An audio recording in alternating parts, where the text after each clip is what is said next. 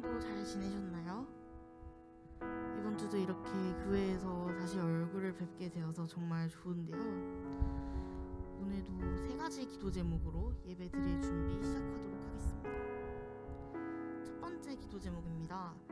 고등부의 다음 한 주를 위해서 기도드리겠습니다. 온라인으로 수업을 듣는 사람들도 있고 등교를 하는 사람들도 있을 텐데 요즘 수행평가 기간이라 많이 힘들 거예요. 하지만 그 바쁜 상황 속에서도 기도와 말씀으로 이겨내고 자신의 자리에서 잘 해낼 수 있도록 계획한 대로 이루지 못한 사람들도 한 주를 준비하면서 새로운 시작을 위해서 든든한 반석이 될 수 있도록 다음 주도 알차고 의미 있는 시간 보낼 수 있게 해달라고 기도드리겠습니다.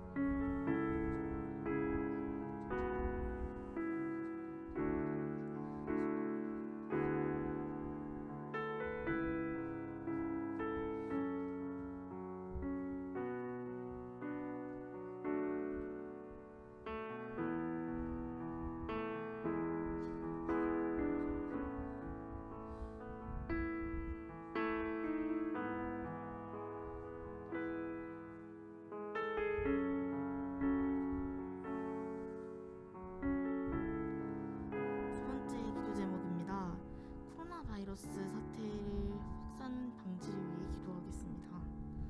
요즘 전 세계적으로 코로나 바이러스로 인해 상황이 많이 안 좋습니다. 또한 장기적으로 진행된 전염병으로 인해 대한민국의 방역 체계가 흔들리고 국내 상황이 많이 안 좋습니다. 이런 때일수록 기도로 하나 되어 코로나 바이러스로 인한 피해를 막아달라고, 더 이상의 사상자와 확진자가 생기지 않게 해달라고, 의료진들에게 힘을 더해달라고, 개개인이 방역 체계를 잘 지킬 수 있게 해달라고 기도드리겠습니다.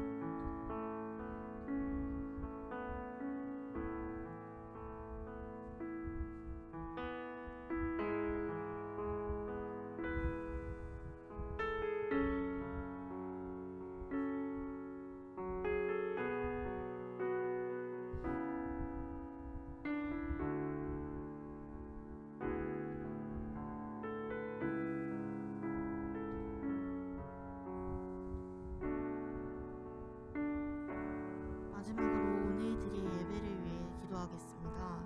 말씀 전해주시는 강도사님께 은혜 더하여주시고, 오늘 예배 시간에 나오지 못한 집에서 온라인으로 예배를 드리는 친구들에게도 은혜 더하여주시고, 오늘 예배 시간에도 집중해서 진정으로 은혜 받는 주님 말씀 얻어가는 그런 시간 될 수 있도록 기도하겠습니다.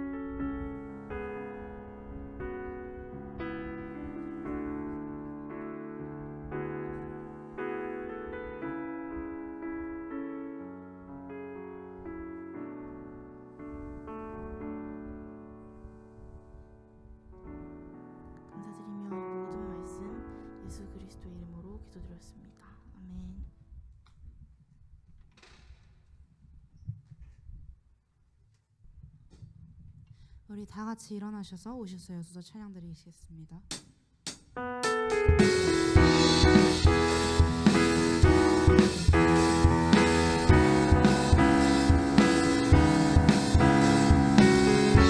주 나의 맘에 주 나의 맘에 오셔서 닫혀진 맘을 여소서 주 말씀대로 행할 때 주어지는 평화가 내 안에 있으니 지금 이곳에 오셔서 단비를 내려 주소서 주님의 능력으로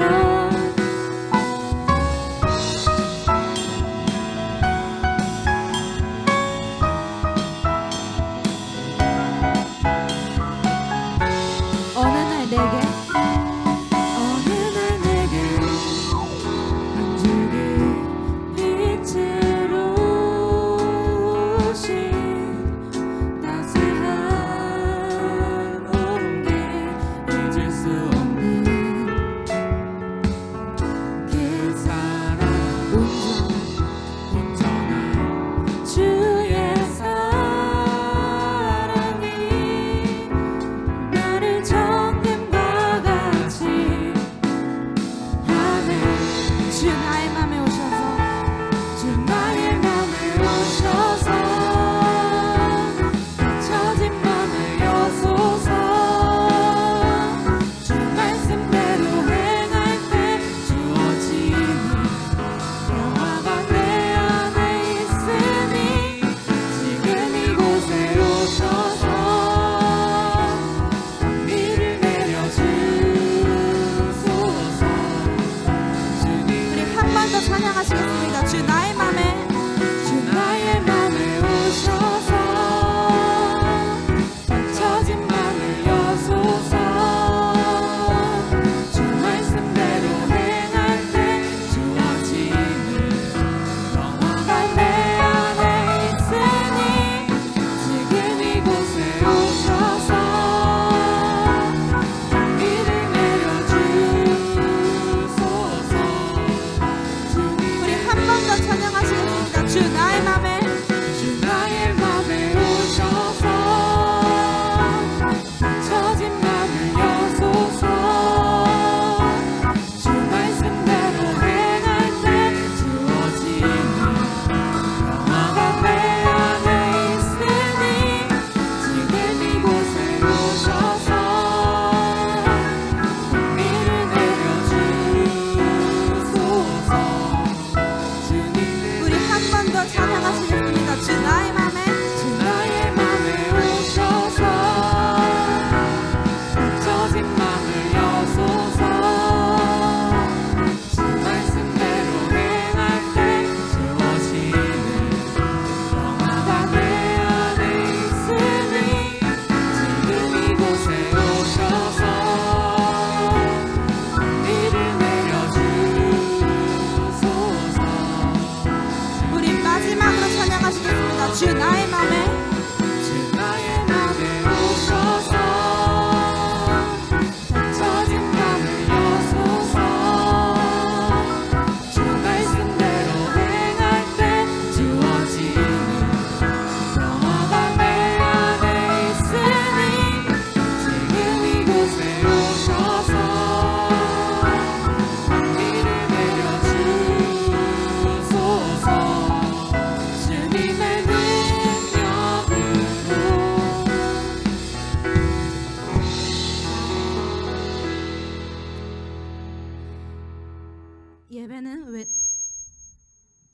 예배는 왜 드리는 것이며 예배의 주인은 누구입니까? 우리가 예배를 드릴 때 가장 중요하게 생각해야 하는 그 마음은 중심은 누구이고 무엇입니까? 예배의 주인은 하나님이시며 우리는 하나님 앞에 서서 오로지 우리의 예배의 주인 되시는 하나님을 바라보아야 합니다. 지금 이 개회 선언을 시작으로 폐회 선언까지 매 순간순간이 하나님께 영광 올리는 순간입니다. 그러므로 우리는 우리에게 주어지는 은혜에 귀 기울이고 우리 마음속에 찾아오시는 성령의 역사를 사모하며 진지하고도 엄숙하게 그리고 경건하게 예배에 임하여야 합니다. 우리 이 시간 사도신경 신앙 고백하시면서 예배 나아가시겠습니다. 신앙 고백은 우리의 마음을 주님께 나타나는 것인데 한 줄 한 줄 의미를 생각하면서 신앙 고백하시겠습니다. 전능하사 천지를 만드신 하나님 아버지를 내가 믿사오며 그 외아들 우리 주 예수 그리스도를 믿사오니 이는 성령으로 잉태하사 동정녀 마리아에게 나시고 본디오 빌라도에게 고난을 받으사 십자가에 못 박혀 죽으시고 장사한 지 사흘 만에 죽은 자 가운데서 다시 살아나셨으며 하늘에 오르사 전능하신 하나님 우편에 앉아 계시다가 저리로서 산자와 죽은 자를 심판하러 오시리라.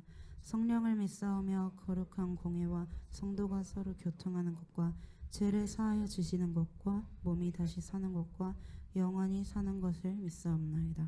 아멘. 우리 모두 감사함으로 주님께 영광 돌리심으로 예배 나아가겠습니다.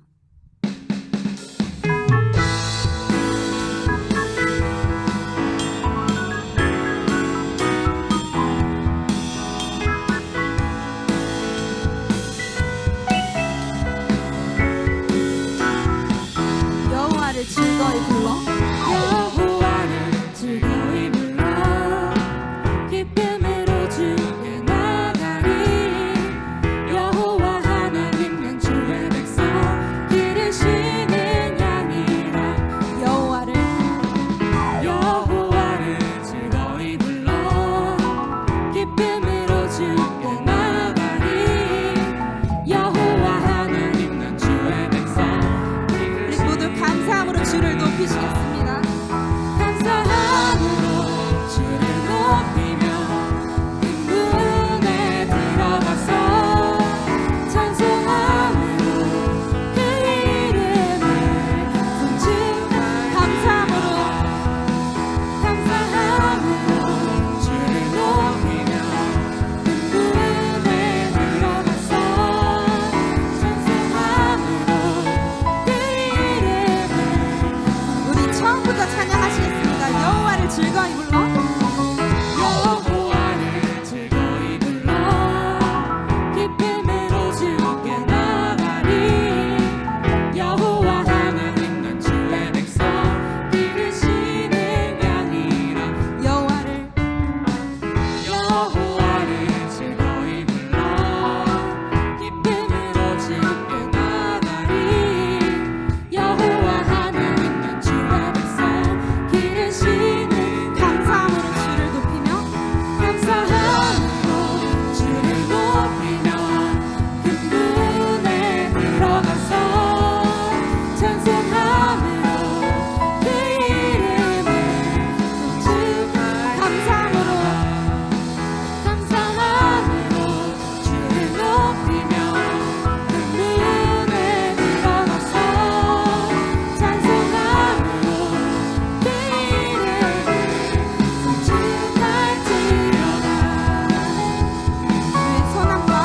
주의 선함과 인자하심이 영원하고 주의 성실하심이 대대에 미치리로다 감사함으로 주를 높이며 그 문에 들어가서 찬송함으로 그 이름을 우리 목소리로 찬양하시겠습니다. 감사함으로 주를 높이며 그 문에 들어가서 찬송함으로 그 이름을 송축할지 감사함으로 주를 높이며 그 문에 들어가서 찬송함으로 그 이름을 송축할지 감사함으로 주를 높이며 그 문에 들어가서 찬송함으로 그 이름을 송축할지어다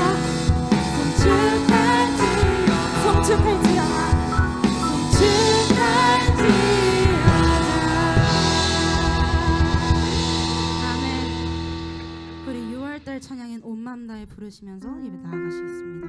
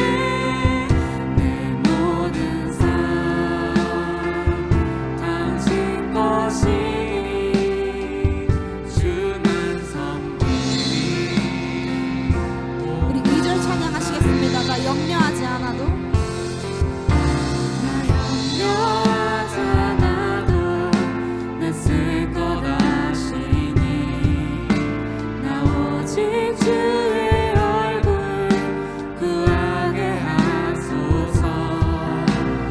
이해할 수 없을 때라도 감사하며 날마다 순종하며 주 따르오리라. 온 맘 다해 온 마음 다해 사랑합니다. 온 마음 다해 주 알기 원해. 내 모든 삶 당신 것이니 주만 섬기리.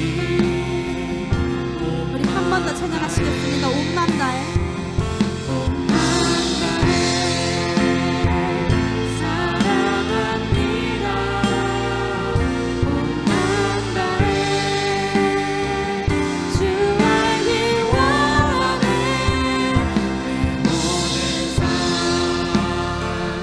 당신 것이니 주만 섬기리. 온 마음 다해. 아멘. 우리 이 시간 함께 기도하고자 하는데, 기도하실 때 우리 이러한 상황들 가운데서도 우리가 이렇게 함께 할 수 있는 것, 이 모든 일 모두 주님께서 다 행하신 일이라는 걸 생각하시면서 다 같이 함께 기도하셨으면 좋겠습니다. 기도하시겠습니다.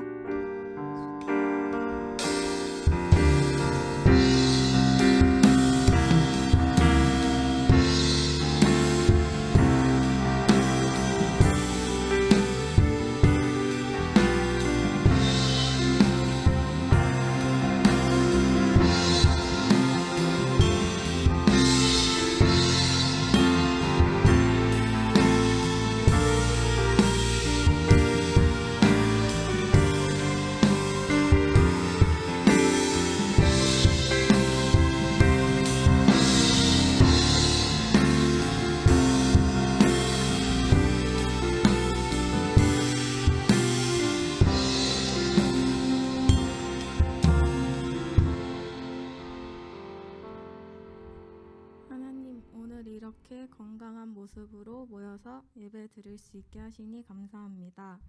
지난 한 주간 세상 속에서 지은 모든 죄 주님이 자리에서 용서받을 수 있게 해주시고, 앞으로는 주님께 영광이 되고 주님이 기뻐하시는 생활을 할 수 있도록 주님이 도와주세요. 강도사님 설교하실 때 은혜 베풀어 주세요. 감사드리며 예수님의 이름으로 기도드렸습니다.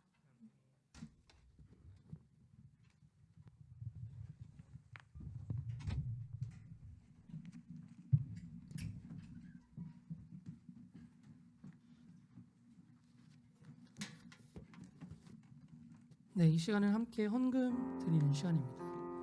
제가 매주마다 얘기하지만 그때마다 우리가 잊지 말고 의미를 기억해야 되는 것은, 헌금은 돈을 주님 앞에 드린다는 마음보다는 우리의 일상과 마음을 주님께 드린다는 표현입니다. 여러분 한 주 동안의 감사의 제목, 그런 것들을 생각하시면서 주님, 이번 한 주간의 삶도 주님이 내 삶을 돌보셨고 인도하시고 역사하셨습니다라는 신앙 고백을 여러분 삶의 일부분, 여러분이 쓰고 먹고 마시는 재정의 일부분을 감사의 표현을 올려드리는 겁니다. 이 시간 함께 헌금하시겠습니다.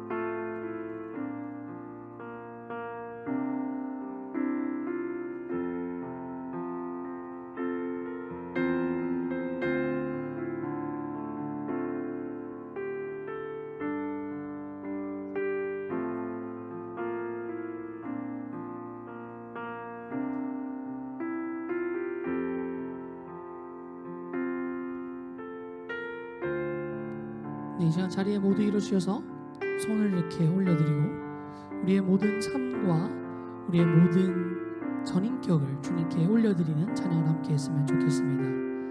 함께 찬양합시다. 나의 생명을 드리니 주 영광 위하여 사용하옵소서. 내가 사는 날 동안에 주를 찬양하며 기쁨의 제물 되리. 나를 받아주소서. 이제 모두 자리에 앉아주시고요. 네, 오늘 말씀은 에스라서 3장 1에서 7절 말씀이십니다. 음향팀? 네, 제 마이크 빼고 다른 싱어들 마이크는 잠깐 뮤트 해주시면 좋을 것 같고요. 그리고 뒤에 모니터가 안 나오네요. 네, 모니터 조금 켜주시면 좋을 것 같습니다. 이 모니터는 영상 모니터 말씀드리는 겁니다. 네, 오늘 말씀은 에스라서 3장 1에서 7절 말씀입니다. 에스라서 3장 1에서 7절 말씀입니다. 네, TV 리모컨으로 불 켜주면 될 것 같아요. 네, 제가 한 절, 여러분들이 한 절 이렇게 읽으면 될 것 같습니다. 제가 먼저 한 절 읽겠습니다. 이스라엘 자손이 각자의 성읍에 살았더니 일곱째 달에 이르러 일제히 예루살렘에 모인지라. 시작.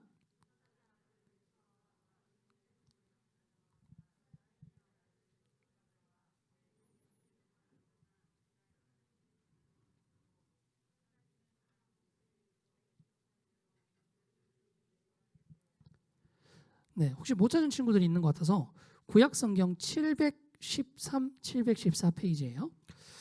네, 조금 기다려줬다가 다시 3절 읽겠습니다. 네, 읽겠습니다.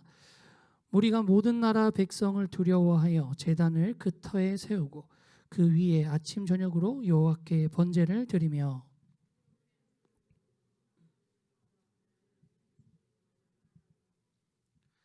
그 외에는 항상 드리는 번제와 초하루와 여호와의 모든 거룩한 절기의 번제와 사람이 여호와께 기쁘게 드리는 예물을 드리되.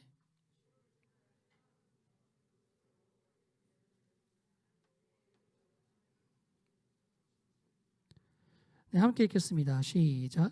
이에 석수와 목수에게 돈을 주고 또 시돈 사람과 두로 사람에게 먹을 것과 마실 것과 기름을 주고 바사왕 고레스의 명령대로 백향목을 레바논에서 요파 해변까지 운송하게 하였더라. 아멘. 네, 저희가 지난주에 함께 나눴던 말씀 다들 기억하시나요?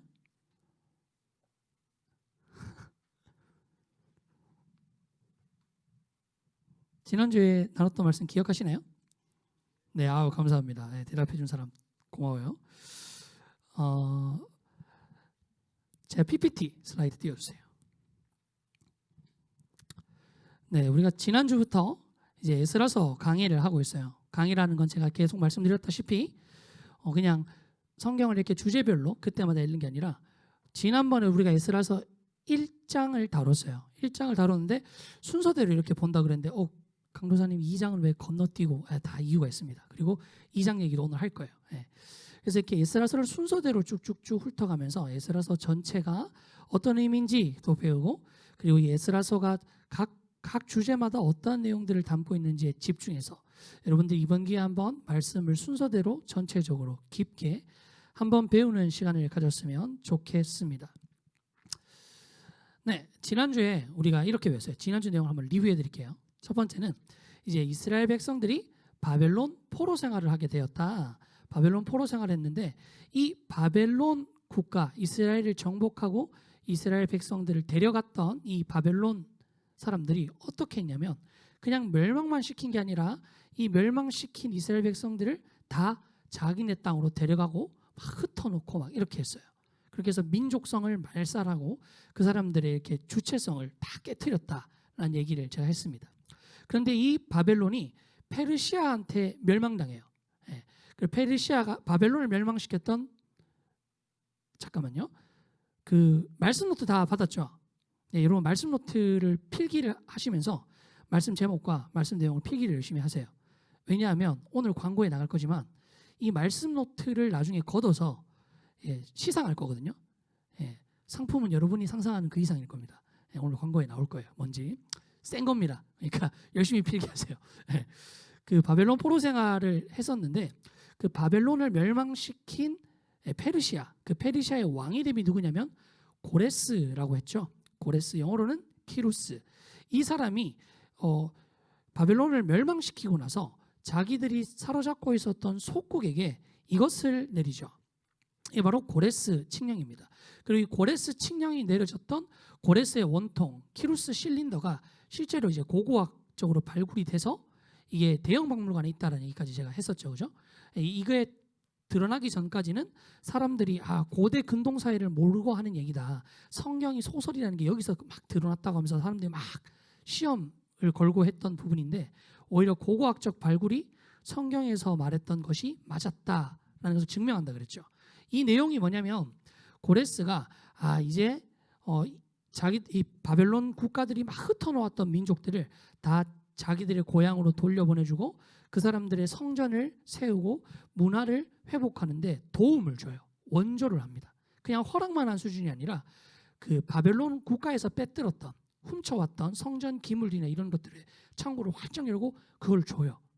그 성전 기물이 어떤 거냐면 여러분 금, 은, 놋 이런 것들이에요. 당시에는 굉장히 가치가 높았던 화폐였습니다. 그걸 그냥 다 돌려주죠. 그 내용들이 다 여기에 적혀 있었다라고 했습니다. 그래서 이스라엘 백성들은 포로 귀환을 시작했다. 막 이런 내용들을 했어요. 그렇다면 이제 우리가 좀 더 들어가서 오늘 본문들 한번 살펴봅시다. 바벨론에서 떠나 예루살렘으로 도착했던 페르시아, 바벨론 그 지역에서 떠나서 자신들이 원래 살던 예루살렘으로 도착한 이스라엘 백성들, 이제 그들에게 무슨 일이 일어난지 한번 살펴보겠습니다. 다시 한번 읽어볼까요? 시작. 가장 먼저 공동체의 회복의 사건이 일어납니다. 우리가 건너뛴 2장에 보면요, 족보가 길게 나옵니다. 제가 2장을 건너뛴 이유는 2장에는 거의 족보밖에 없어서 그래요. 그러나 이 2장의 내용은 짚어줄 거예요. 그 족보가 쭉 나오는데 족보가 쭉 나오는데 이 족보는 크게 두 가지의 의미가 있습니다. 첫 번째는 제가 지난주에 설명했듯이 이 바벨론에서 나와서 이스라엘까지 들어간 사람들의 숫자가 5만 명밖에 안 됐다는 얘기를 제가 했어요. 5만 명밖에 안 됐다. 실제로는 더 많은, 훨씬 많은 숫자는 그냥 거기 남아서 살았다. 그 이유는 70년이나 됐기 때문이었다. 다 기억나죠? 70년이나 되면 사실은 여러분들 70년 전 이야기라고 생각해봐요. 70년 전. 지금 70년 전이면 일제강점기 기간이잖아요. 그죠? 그때 살았던 문화랑 여러분이랑 거의 상관없잖아요. 그죠? 여러분들은 지금 여러분들이 태어나서 누리고 있는 문화에 익숙해졌단 말입니다. 그런데 모든 사람이 그 당시 때도 마찬가지였을 거예요. 그런데 내가 부모님이나 할머니한테 들었던 그 나라와 그 백성을 위해서 거기까지 되돌아간다는 거, 그거 결코 쉽지 않았다는 얘기를 했죠. 움직이는 걸 신기해가지고 계속 쳐다보고 있군요. 다음에 이펙트를 덜 넣어야겠다. 나한테 집중을 해요. 하지만 여기서 이 족보는요, 단순히 숫자가 5만 명밖에 안 됐다라는 것을 설명하는 것으로 끝이 아닙니다. 거기엔 또 다른 중요한 내용이 숨어 있어요. 바로 이 족보가 나오는 2장의 첫 부분을 보면요, 이게 나와요. 바로 멀미 나죠, 그죠? 이게 이제 구약 성경이 기록되어 있던 히브리어입니다. 이걸 그대로 읽으면 미셰비 하골라 아쉐르 헤글라예요. 보고 읽었어요. 이거 안 보고 읽었습니다. 이렇게 적혀 있어요. 여기서 이제 앞에 붙어 있는 미는 이제 접두사라고 앞에 거랑 연결해 주기 때문에 사실은 별로 안 중요하고요. 요 미 빼고 쉐비 하골라 아쉐르 헤글라가 더 중요한 내용입니다. 이 내용이 뭐냐면 풀어주겠죠, 친절하게. 첫 번째, 쉐비, 그 다음에 골라, 그 다음에 헤글라, 이렇게 세 단어가 나와요. 이 세 개가 한 문장 안에 있다는 건 굉장히 어색한 겁니다. 굉장히 이렇게 이게 뭐라고 하죠? 보편적이지 않은 거예요. 이 세 가지의 뜻이 다 뭐냐면요. 하나는 포로됨, 쉐비가 포로되었다는 뜻이고요. 그럼 골라가 포로라는 뜻이에요. 그리고 헤글라가 포로로 잡아가다라는 뜻이에요. 네. 그러니까 이 문장 안에 포로됨도 나오고 포로도 나오고 포로로 잡아갔다라는 내용이 다 나오는 거예요. 이 짧은 문장 안에. 그리고 여기서 쉐비, 포로됨이라는 이 표현은 에스라 느헤미야서 전체에서 8번이나 나옵니다. 8번이 나온다는 건 굉장히 많이 나온다는 거예요. 그리고 이 포로라는 골라라는 건요 12번이나 나와요. 엄청나게 이 부분을 강조하고 있다는 거죠. 그렇다면 왜 이 부분을 강조하고 있을까요? 이 부분을 강조하고 있는 거는요. 당시에 이 바벨론이 많은 이스라엘 백성들을 끌고 갔지만 실제로 그 지역에 남겨놓은 사람도 있었다는 거죠. 남겨놓은 사람도 있었다는 거죠. 그런데 지금 이 이스라엘 백성의 민족성을 회복하고 제단을 회복하고 성전을 회복하고 성벽을 회복하는 주체가 바로 남아있었던 자들이 아니라는 거예요. 이스라엘 백성들의 의식에는 어떤 게 있냐면 다른 민족들이랑 설키고 다른 민족들이랑 이렇게 막 관계를 맺고 지내는 건 더러운 거다라고 얘기를 했다 그랬죠. 그리고 그것 자체가 이스라엘 백성들이 우리가 실패했다라는 증거나 마찬가지예요. 수치스러운 증거죠. 옛날에 유대 백성들이 사마리아 사람들을 막 짐승처럼 취급했던 이유도 그 사마리아 사람들이 원래는 자기들이랑 비슷한 핏줄인데 이방인들이랑 막 섞여가지고 그런 것들을 굉장히 혐오했다고 해요. 그래서 신약시대 보면 사람들이 사마리아를 일부러 돌아가요. 이렇게 다이렉트로 가면 며칠 만에 갈 수 있는 거리를 일부러 사마리아 땅을 피해서 막 몇 달씩 걸려서 돌아가거든요. 그만큼 싫어했다는 겁니다. 그런데 이 이스라엘의 역사를 재건하고 성전을 재건하고 전통을 재건하는 사람들이 남아있던 자들이 아니라 바로 포로로 끌려갔던 자들이라는 의미인 거예요.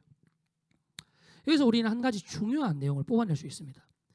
여러분, 평안하고 구김살 없고 어렸을 때부터 크면서 어떠한 어려움 없이 나이스하게 큰 사람, 그런 사람보다요 삶의 풍파를 관통하고 그 사이에서 애쓰고 나아가고 버텨내고 그러면서도 불의와 타협하지 않고 끝까지 이겨낸 사람들이 보통 하나님의 위대한 일들을 감당하는 자들이 된다는 겁니다.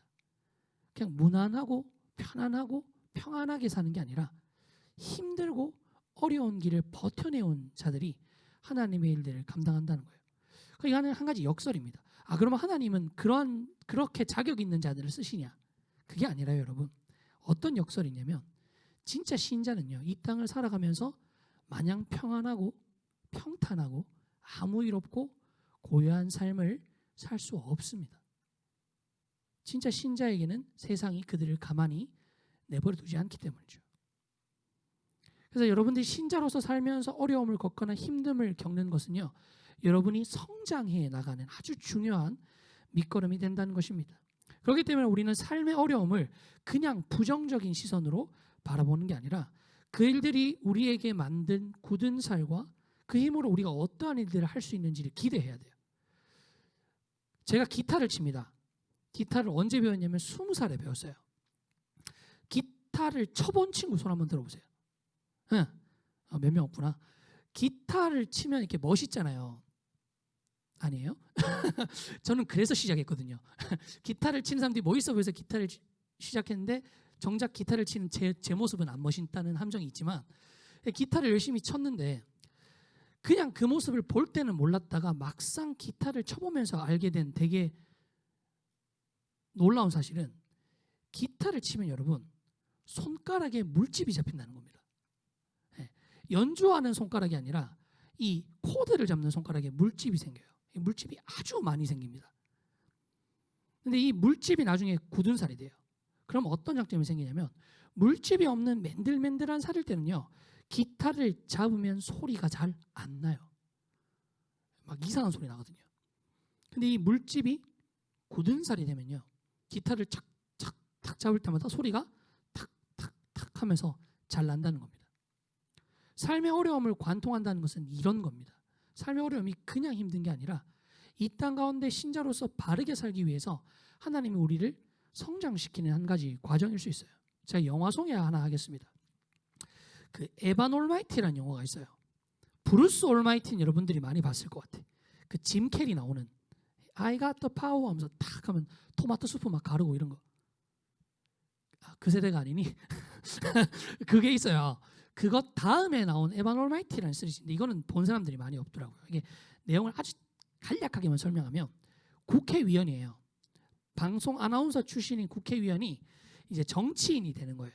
정치인이 돼서 이 사람의 슬로건이 뭐냐면 Change the world, 세상을 바꾸자라는 거였어요. 막 잘 나갑니다. 정치인이 실제 당선도 돼가지고 막 가족들이랑 잘 지내요. 근데 어느 날 이 에반의 집 앞에 목재가 막 공업용으로 쓰는 목재가 한 트럭이 엄청 큰 게 와서 탁 놓고 가는 거예요.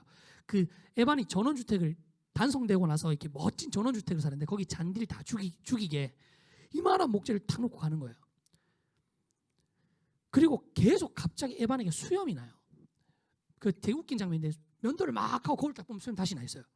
면도 다시 막 하고 거울 딱 보면 다시 수염 나 있어요. 그리고 자다가 일어나는데 이렇게 그 여러분들 막 패션 오브 크라이스트 같은 거 보면 나오는 로브 있잖아요. 옛날 이스라엘 백성들이 입었던 로브 같은 걸 자기가 입고 있어. 다른 옷으로 갈아입었다 거울 딱 보면 다시 로브를 입고 있어요. 그래서 에반이 나중에 정장 안에다 그 로브를 꾸깃꾸깃 막 집어넣거든요.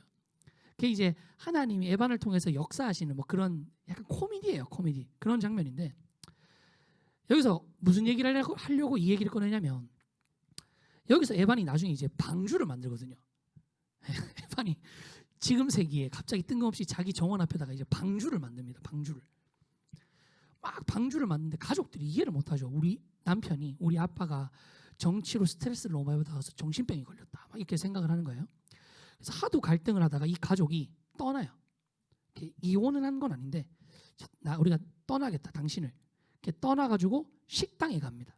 식당에서 이렇게 잠깐 이렇게 끼니를 때우려고 가는데 그때 이제 에반에게 나타났던 하나님, 그 모건 푸니번이라는 흑인 할아버지가 하나님으로 나오는데 그 할아버지가 이제 일반 서빙해 주는 사람인 것처럼 하면서 그 에반의 가족, 에반을 떠났던 아내랑 가족들과 이렇게 대화를 해요. 그러면서 아내가 막 이것저것 힘들었다라는 얘기를 그 사람한테 막 털어놓습니다. 그러면서 나는 그리고 되게 그 가족들이 다 신앙이 좋거든요. 근데 무슨 얘기냐면 나는 우리 가족이 화목하고 우리 가족이 따뜻하고 우리 가족이 서로 이렇게 다 긴밀하기를 바랬는데 왜 갑자기 이런 일이 우리 삶에 일어난지 모르겠다라는 얘기를 하는 겁니다. 근데 그때 이제 하나님으로 표현되는 모건 프리먼이 어떠한 대사를 하냐면 자, 당신이 만약에 하나님에게 가족의 평화, 가족의 하나됨을 구한다면 하나님이 가족의 하나됨이라는 에너지를 여러분들의 마음속에 집어넣어 줄 것 같습니까? 아니면 가족이 하나가 되고 더 끈끈해질 수 있는 상황을 주실 것 같습니까? 만약에 당신이 하나님에게 용기를 바란다면 하나님이 용기라는 것을 가져와서 여러분의 마음속에 넣어줄 것 같습니까? 아니면 여러분이 용기를 발현하고 용기를 낼 수 있는 상황에 이끌어 가실 것 같습니까? 라고 질문을 해요. 이런 것처럼 우리에게 주어지는 상황을 어떻게 해석하느냐에 따라서 이게 막연히 우리에게 닥친 어려움이 아니라 하나님이 우리를 레벨업 시키기 위한 우리 손에 굳은 살을 배기게 해주기 위한 귀한 일일 수 있다는 얘기입니다. 조금 더 넘어가서 우리가 한번 이야기를 한번 해봅시다. 두 번째 제목입니다. 다 같이 한번 읽어볼까요? 시작. 네, 제단을 회복하라 내용입니다. 이 딱 해서 이스라엘로 돌아왔던 백성들이 제일 먼저 했던 일이 뭐냐면 바로 이 제단을 쌓는 일이었어요. 사실은 이 제단을 쌓는 것은 이스라엘 백성들이 고국한 다음에 한 3개월 이후에 일어납니다. 그런데 공동체의 이름으로 뭘 한 게 아무것도 없었어요. 그런데 공동체의 이름으로 이 제단을 쌓게 되는 겁니다. 이 제단을 쌓는 것은 중요한 의미가 있습니다. 첫 번째는 뭐냐면요. 이 일을 공동체가 했던 제일 첫 번째 되는 일이라는 거예요. 이 사람들이 할 수 있는 일, 해야 되는 일이 엄청나게 많았을 텐데 그 많은 일들을 다 내버려 놓고 이것부터 했다는 거예요. 이것부터. 그리고 여기에는 아주 또 중요한 내용들이 뭐가 있냐면 공동체가 이 일을 했다는 겁니다. 공동체가 했던 첫 번째 일이라는 거예요. 이 본문의 내용들 한번 자세히 보신 친구들은 알 텐데요. 보통 이제 제단을 세우고 예배를 드리는 거는요. 성경에서 보면 리더들이 백성들에게 야 우리 제단 쌓자. 제단 쌓기 위해서 다 모여라 하는 일이거든요. 그런데 이 본문은 뭐라고 하고 있냐면 공동체가 아무도 명령하지 않았는데 모여요. 제단을 쌓기 위해서 모입니다. 공동체가 다 모여버리니까 이 리더가 어쩔 수 없이 나서는 거예요. 뭐 하려고 다 모인 거예요. 공동체가. 쉽게 말하면 탁월한 리더로부터 일어났던 일이 아니라 공동체가 추진했던 일인 거예요. 공동체가. 그렇기 때문에 그냥 단순히 리더 한 사람의 탁월함으로 일어난 게 아니라 모든 공동체의 이름으로 자발적인 마음으로 그리고 자원하는 마음으로 가장 먼저 한 일인데다가 리더가 백성을 모은 게 아니라 백성이 모여서 리더가 어쩔 수 없이 나서게 된 상황이라는 겁니다. 한 마음 한 뜻으로 모여서 다른 어떤 것보다 하나님에게 집중하고 전념하는 마음으로 모였다는 거예요. 이게 갖고 있는 의미가 뭘까요? 쉽게 말하면 예배라는 것은 영웅적인 리더 한 사람이 할 수 있는 일이 아니라는 얘기입니다. 모두 함께 세워야 된다는 얘기입니다. 여러분 포로 귀환민 중 포로에서 돌아왔던 이 역사의 아주 중요한 기점에 있었던 대부분의 사람은요. 사실 굉장히 평범한 사람들입니다. 그 족보에 봐도 나오듯이 굉장히 평범한 사람들이에요. 위대한 사람들이 아니라 그냥 아주 일반 백성들이라는 겁니다. 그런데 이 일반 백성들이 하나님의 집을 건축하기 위한 가장 중요한 역할을 하는 존재가 된다는 거예요. 이들이 대단하고 위대한 사람이라서 가장 먼저 제단을 세우고 이들이 대단하고 위대한 사람이라서 포로로부터 돌아왔고 이들이 위대하고 대단한 사람들이라서 성전을 세우고 성벽을 세운 게 아니라는 겁니다. 2장의 족보는 이들이 얼마나 평범한 사람인지를 보여주고 있기 때문이죠. 오히려 여러분 여기서 포로로 나와서 이런 위대한 일들을 하는 사람들이 만약에 바벨론에 그대로 남아 있었다면 그 페르시아 지역에 그대로 남아 있었다면 자기 자신들도 내가 이러한 위대한 일을 할 수 있었을 거라는 것을 몰랐을 거예요.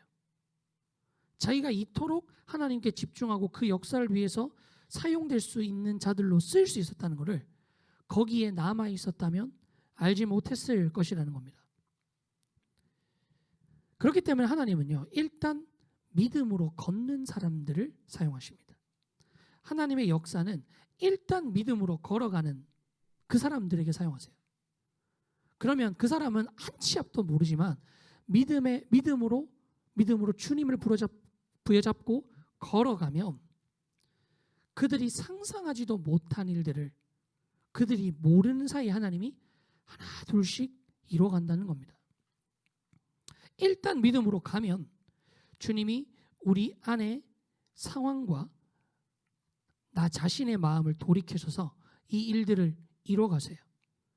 이 이스라엘 백성들이 자기들도 이렇게 큰 일을 할 수 있었을 거라는 걸 전혀 알지 못했지만 그들이 믿음으로 결단하고 갔을 때 그들의 마음과 상황을 관철하시는 주님이 이들의 믿음을 보시고 이들로 하여금 위대한 하나님의 일들을 이뤄가신다는 겁니다.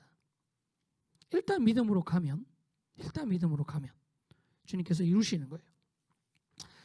그리고 이러한 신앙의 실제적인 경험이 여러분들에게 있어야 됩니다. 이런 믿음으로 하는 긴밀한 사건들이 여러분에게 실제적으로 있어야 돼요. 그래서 저는 여러분들이 안전하기만 하고 편안하기만 하고 익숙하기만 한 곳에 머물러 있어서 계속 이런 삶만을 추구한다면 여러분 안에 내가 진짜 어떠한 일까지 할 수 있을 거라는 가능성을 평생 보지 못할 거라는 얘기를 해주고 싶습니다. 믿음으로 내어 걷는 자들에게 주님이 역사하시는 그 일을 못 보는 거예요. 여러분, 우리 이런 생각합니다. 하나님, 내 안에서 큰 일을 이루어 주세요. 하나님, 나로 하여금 놀라운 일에 사용해 주세요. 하나님, 나를 도와주시고 하나님이 살아계심을 나에게 보여주세요 라고 말합니다. 그러나 하나님이 그렇게 개입하고 역사하실 만한 일로 뛰어들지 않아요. 그냥 편안하고 조용하고 아무 사건 없이 고요하게 내 삶이 그냥 지나갔으면 좋겠어요. 그래서 믿음의 비범한 선택을 하기보다는 삶의 리스크 없는 안전한 선택들을 한다는 겁니다. 그래서 여러분, 성경은 우리에게 그런 삶을 살아라고 얘기하지 않습니다. 믿음으로 선택하고 옳다라고 하는 것을 선택하고 나아가라는 거예요. 그때 힘든 일이 분명히 생깁니다. 그러나 제가 앞에서 말씀드렸던 것처럼 진짜 신자로 산다는 게 바로 이러한 삶이고요. 그렇기 때문에 신자로 산다는 것은 살아가면서 막연히 편안하고 익숙하고 안전하기만 한 게 아니란 얘기를 한 거예요. 신자는 믿음으로 도약하는 존재들입니다. 여러분, 되게 유명한 얘기 알죠? 계란이 있어요. 스스로 깨고 나오는 계란은 병아리가 되고 닭이 되지만 남이 깨는 계란은 달걀 후라이가 된다. 스스로 믿음의 선택을 한다는 게 이렇게 중요합니다. 익숙하고 편안한 게 좋은 거 아닌가요? 그렇지 않습니다. 여러분, 출산할 때가 다 된 아기, 그 아기에게 가장 편안한 곳은 엄마의 뱃속입니다. 근데 걔가 나와야 될 때 못 나오면요, 그것은 그로 하여금 사망으로 이르게 한다는 겁니다. 그렇기 때문에 이러한 믿음의 도약이 반드시 필요하다는 거죠. 그리고 세 번째는 어떤 게 있었냐면, 이들이 참 흥미로워요. 제단을 쌓아놓고, 우리가 오늘 읽었던 말씀에 보면 이들이 제단을 쌓아놓고 뭐 하고 있냐면 두려워하고 있다고 말해요. 제단을 쌓았는데 무서워하고 있다는 거예요. 왜냐하면 사실 당시 이스라엘 백성들은 방금 이제 노예로부터 풀려나가지고 이제 막 나라를 세우려고 하는 나라잖아요. 그 주변에는 이방 국가들이 많아요.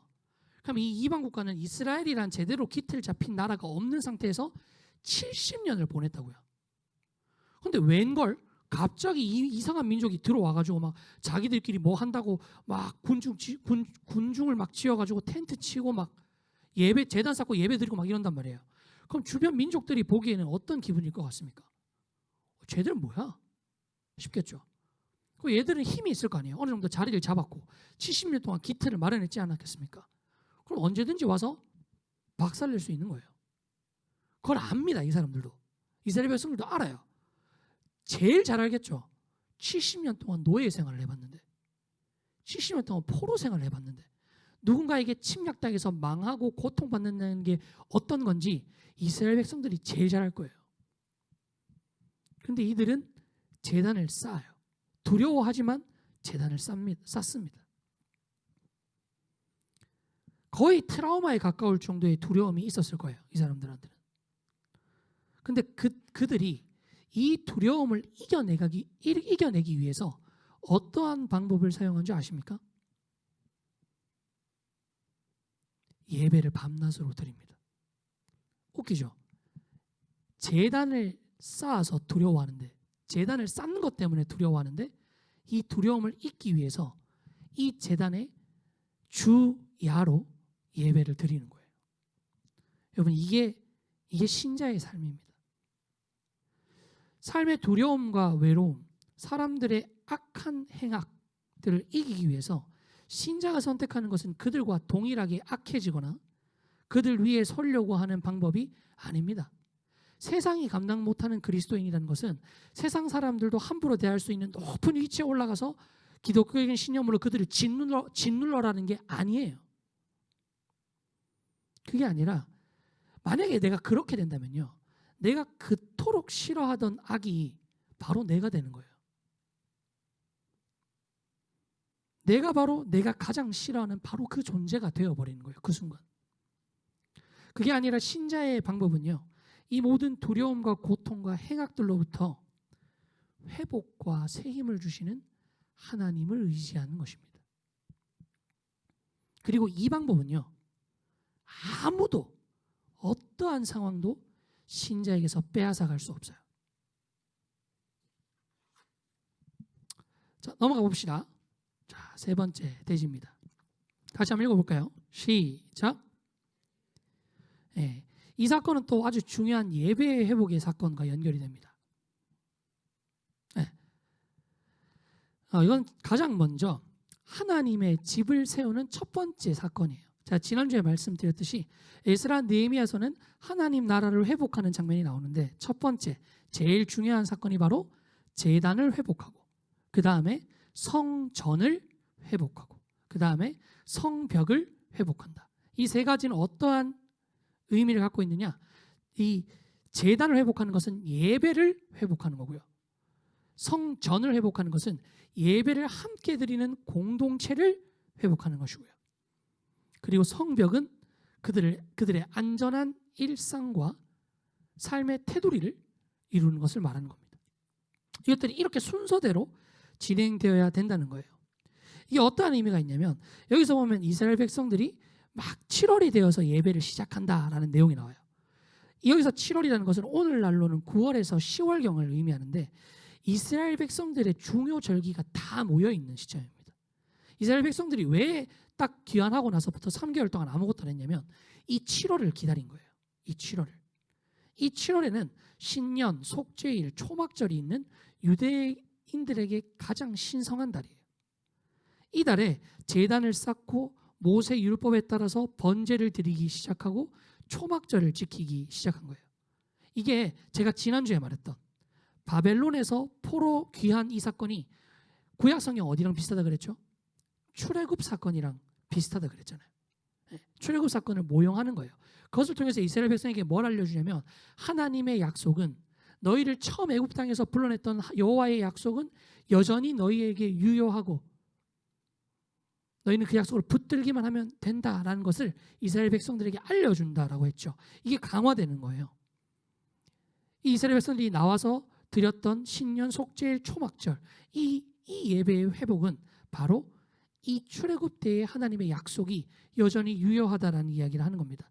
하나님이 여전히 우리와 함께 계시고 하나님을 사랑하고 경외하고 그를 의지하면 우리가 하나님의 백성이 되고 하나님은 우리의 하나님이 되신다는 그 약속이 여전히 유효하다는 약속입니다. 그래서 이 예배를 회복한 거예요. 이건 또 어떤 게 있냐면요. 이 예배의 회복이 바로 하나님 백성의 정체성의 회복과 바로 연결된다는 겁니다. 단순히 이 사람들이 페르시아, 그 바벨론 포로로 잡혀있던 그 지역에 머물러 있었던 게 아니라 장소를 이동했어요. 자기 민족이 원래 살던 대로. 이것만으로는요 충분하지 않습니다. 이것만으로 회복된 건 아무것도 없어요. 비록 아직 성전의 위치에서 제단 만들 시간밖에 없어요. 성전도 못 만들고 성전 터도 못 잡았다고 성경에 적혀 있거든요. 방금 읽은 본문에. 그런 것도 아무것도 안 돼 있지만 일단은 제단을 쌓고 공동체 예배를 드린다는 게 어떤 의미냐면요. 포로기 동안에 이 사람들이 다른 마을에 이렇게 탁탁탁탁탁 찢겨져 가지고 살았잖아요.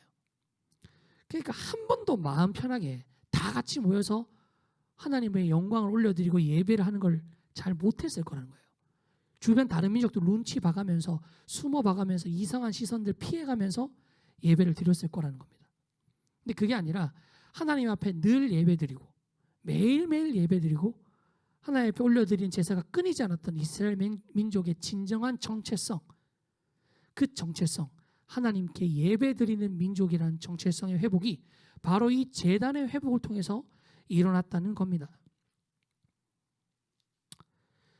그리고 이것은요 참 재미있는 내용과 연결돼요. 우리 오늘 읽었던 말씀 중에 7절 말씀이 있거든요. 7절 말씀 한번 다 같이 한번 읽어보겠습니다. 7절 말씀입니다. 다 같이 시작.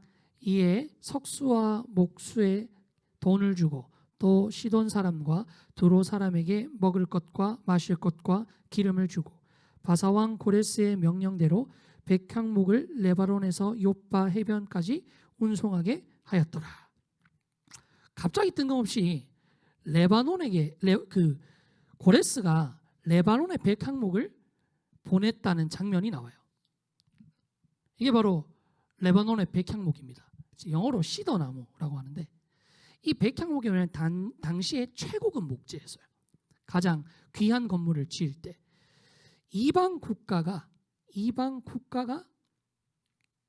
이 민족에게 백향목을 보냈다. 이거는 어떠한 사건을 상징합니다. 바로 어떠한 사건을 상징하냐면 다윗이 솔로몬 때에 성전을 짓게 하기 위해서 했던 게 뭐냐면요. 바로 시돈 사람들로 하여금 백향목을 운송받아요. 시돈 사람들이 백향목을 보내줘요. 그게 이스라엘 백성들 역사에 처음 있었던 첫 성전이거든요. 솔로몬 성전 만들 때. 그때 이방 국가에서 이스라엘 백성들을 위해서 이 백향목을, 레바논의 백향목이 최고입니다. 백향목 중에 백향목은 레바논의 백향목, 갓김치는 여수, 더위는 대구 뭐 이런 것처럼 백향목은 레바논이었어요.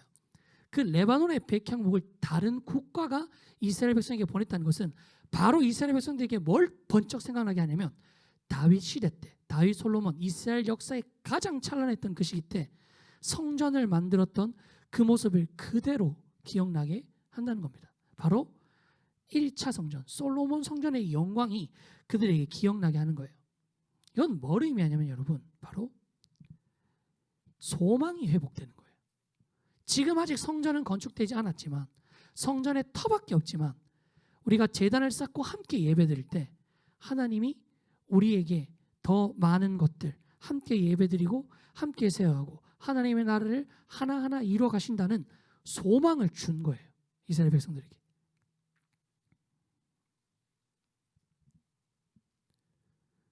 하나님은 이방 사람들까지 모두 사용하셔서 하나님의 나라를 이루어 가십니다. 모든 세상을 다스리는 하나님 되심이기 때문입니다.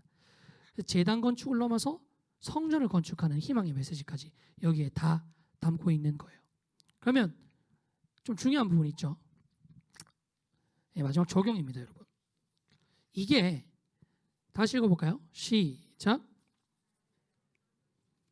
이게 나에게 어떤 의미가 있는가가 제일 중요하겠죠, 그렇죠? 네, 여러분, 사실 역사적으로 처음 지었던 성전이 무너진 건 뭐 우리가 다 봐서 알지만 이후에 지어지는 성전 역시 무너집니다. 예수님 돌아가시고 나셔서 AD 70년경에 결국 무너져요. 첫 번째 성전과 두 번째 성전, 이 두 번째 성전은 다 무너져요. 그러나 우리가 이 첫 번째 성전과 두 번째 성전을 통해서 배울 수 있는 교훈이 있습니다. 그 교훈이 뭐냐면 바로 첫 번째는 탁월한 깨어있는 한 사람의 중요성이에요. 첫 번째 성전은 깨어있는 다윗과 솔로몬에 의해서 이루어진 거거든요. 깨어있는 한 사람이 얼마나 큰 사람들에게 영향력을 끼칠 수 있느냐를 보여주는 거예요. 그 두 번째 성전이 보여주는 것은 이게 한 사람의 일이 아니라 공동체가 함께 해야 되는 일이다. 하나님의 나라는 한 사람의 깨어있음도 중요하지만 공동체가 함께 세워가는 것이 가장 중요한 것이다 라는 것을 말씀을 통해서 우리에게 알려주고 있다는 겁니다. 그리고요, 이 성전은 비록 없어졌지만 최고의 성전이 있습니다. 그것이 바로 뭐냐면 바로 예수 그리스도의 십자가예요. 성전은 사람이 하나님께 나아가는 곳이었습니다. 그러나 역으로 보면요, 하나님과 사람의 거리가 얼마나 떨어져 있는지가 이 성전을 통해서 알 수 있는 거예요. 사람은 언제 어디서나 하나님을 만날 수 없었습니다. 아주 엄격한 정결의식과 철저한 제사의식을 통해서야만 겨우겨우 하나님을 만났어요. 그리고 내가 직접 만나는 것도 아니고 제사장을 통해서 징검다리 건너듯이 어렴풋이 하나님을 만날 수 있었습니다. 그러나 주님은 하나님과 주님의 관계가 이 상태로 있도록 내버려 두지 않으셨습니다. 모든 한계를 깨트리시고 스스로 이 땅 가운데 찾아오셔서 자기 자신을 영원한 제물로 드리시면서 우리와 하나님 사이에 막힌 담을 깨트리셨어요. 그래서 이제 우리는 하나님과 1대1의 관계를 맺을 수 있게 된 겁니다. 그뿐만 아니라 주님이 우리 안에 사시고 그리스도께서 내 안에 사셔서 내가 바로 주님의 성전이 된 거예요. 내가 바로 주님의 성전이 된 겁니다. 여러분, 신자라는 것이 무엇입니까? 여러분, 예수 그리스도를 믿습니까? 네, 믿는다는 사람을 신자라고 하는데 신자라는 것이 무엇입니까? 신자가 바로 성전이라는 것이 어떠한 의미입니까? 신자의 가장 근본적인 정체성이 무엇입니까? 바로 예배 드리는 자예요. 하나님께 예배 드리지 않는다면, 그 시간이 나에게 한도 끝도 없이 가벼운 것에 불과하다면 나는 신자가 아닙니다, 여러분. 교회를 다니는 것과 예배 시간에 그냥 이 자리에 앉아 있는 것과 여러분이 신자라는 것, 그리고 여러분이 정말 예배를 드린다는 것은 별개의 얘기입니다.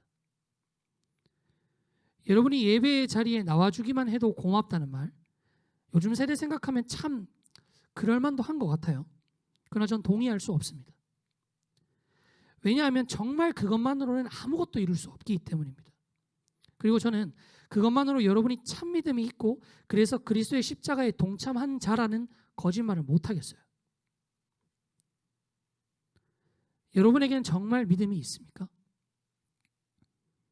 여러분 정말 예배 드리는 자입니까? 누군가가 예배 드리는 것을 관중으로 지켜보는 자가 아니라, 그 현장에 같이 있었던 자가 아니라, 내가 다른 사람의 하나님이 아닌 나의 하나님께, 나의 주님께 예배를 드리는 자입니까? 그래서 그런 나의 주님께 찬양하고 나의 주님이 나에게 하시는 말씀을 가슴에 새기고 내 삶의 방향성을 그분께 드리는 자입니까? 많은 것이 여러분들에게 분주하고 중요하다는 것을 잘 알고 있습니다. 여러분의 인생에 아주 중요한 때라는 것 역시 잘 알고 있습니다. 그러나 그렇기에 여러분에게 별달리 무엇을 더하라는 이야기를 하기 어려운 상황인 것도 잘 알고 있습니다. 그렇게 제가 여러분에게 도전하는 것이 딱 한 가지 있다면, 여러분이 이것만 꼭 했으면 좋겠다라는 것이 있다면, 어차피 이곳에 앉아서 시간을 흘려보내야 된다면 여러분이 이 시간만큼이라도 진심을 들여서 진솔하게 귀 기울이고 진솔하게 집중하고 때로는 진솔하게 따져 물으십시오. 동공 풀린 눈으로 가만히 앉아서 시간이 흘러가기만을 바라보지 말고 차라리 따져 묻고 덤비고 왜 그러냐라고 하시라는 말씀입니다. 그저 흘려보낸다면 아무것도 여러분의 것이 되지 않습니다. 그렇다면 다른 것은 몰라도 여러분, 우리 주일 고등부 예배만은 사활을 한번 걸어봐요. 말씀을 하나라도 놓칠까 한번 적어보고 찬양에 집중해 보자라는 말입니다. 그래서 열심히 출석하라는 말이 아니에요, 여러분. 출석하지 않는다고 하더라도, 온라인으로 예배를 드린다고 하더라도 이 예배만큼은 사활을 거저보자는 얘기입니다. 말씀을 정리하겠습니다. 여러분, 지금의 상황은 힘든 상황이고 지금의 상황은 이해하기 힘든 상황입니다. 그러나 여러분, 어떻게 보면 지금은 최고의 기회예요. 내 신앙을 제대로 직면할 수 있는 최고의 기회입니다. 이제는 진짜 부딪히고 회복해야 되는 때인 거예요. 무너져 내린 것을 보고 내 신앙이 별거 없었네 라고 치부해버리는 게 아니라, 어쩌면 참 신앙이 아니었기 때문에 주님이 지금 무너뜨린 걸 수도 있어요. 그리고 다시 하나하나 쌓아보라고 얘기하시는 걸 수 있습니다. 부실공사된 건물은요, 몇 개 떼운다고 회복되지 않아요. 그게 아니라 다시 처음부터 기초를 바르게 세워서 하나하나 쌓아보자라는 얘기를 하시는 겁니다. 이 질병이 지독하기 전에, 더 지독해지기 전에 모든 것을 덮어놓고 괜찮다고 살아온 우리에게 주님은 모든 것을 무너뜨리고 직면시키시고 다시 처음부터 제대로 쌓을 수 있는 기회를 주신 겁니다. 여러분, 외식은 통하지 않습니다. 저를 속일 수 있어도 주님은 속일 수 없습니다. 그렇기 때문에 여러분, 진심으로 부딪히십시오.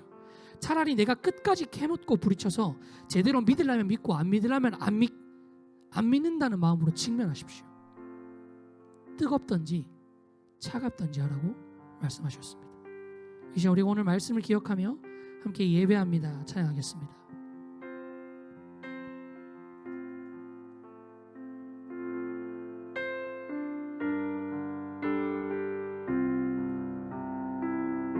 완전하신 나의 주, 완전하신 나의 주, 그의 길로 나 인도하소서. 행하신 모든 일 주님의 영광 한번 찬양합시다. 완전하신 나의 주, 완전하신 나의 주, 의의 길로 날 인도하소서. 행하신 모든 일 주님의 영광 다 경배합니다. 예배합니다. 찬양합니다. 주님만 날 다스리소서.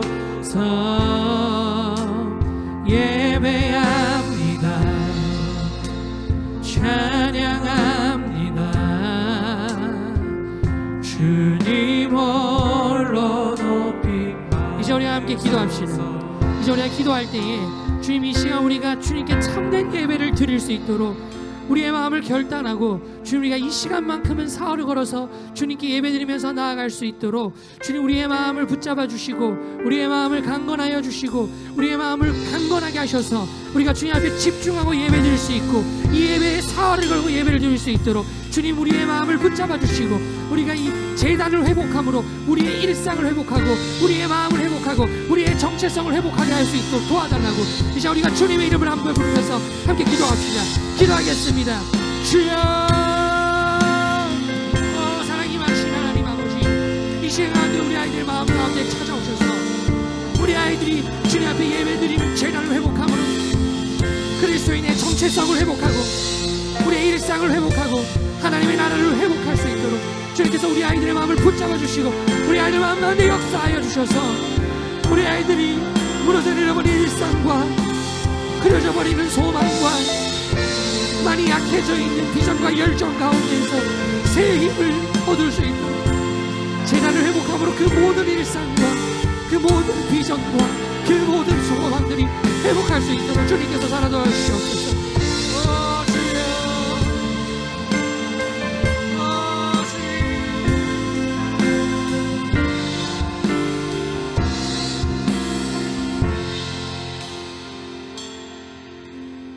사임하신 하나님 아버지, 참 힘든 질병과 아픔들이 이 땅 가운데 지배하고 있어서 너무나도 많은 사람들이 신음하고 고통받고 무기력해져 있습니다. 이 땅 가운데 우리가 무엇을 할 수 있겠습니까?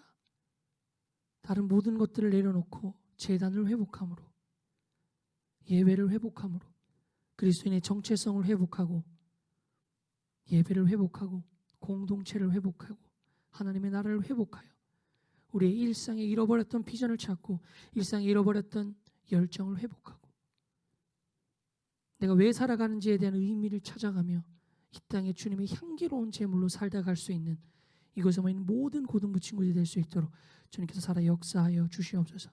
이 모든 말씀 살아계신 예수 그리스도의 기도드렸습니다. 이제 우리 함께 광고 보고 주기도문하고 예배를 마치겠습니다. 광고 들어주세요. 꿈과 사랑과 행복이 넘치는 와우리 교회 고등부 교회 소식입니다. 와우리 교회 고등부 예배 시간은 8시 50분부터입니다. 교회에 오면 친구들과 반갑게 샬롬 인사해주세요. 2부 분반 성경 공부는 없습니다. 예배 후 2학년 5, 6반 학생들은 강도사님과 교제의 시간이 있습니다. 말씀 노트를 배부합니다. 예배 시간에 받은 은혜를 메모하고 기억하며 삶에 깊이 적용하는 고등부가 됩시다. 코로나19 확산 방지를 위해 마스크를 반드시 착용해주세요. 표시된 좌석에 앉아 사회적 거리두기에 동참해주세요. 이상 꿈과 사랑과 행복이 넘치는 와우리 교회 고등부 교회 소식이었습니다.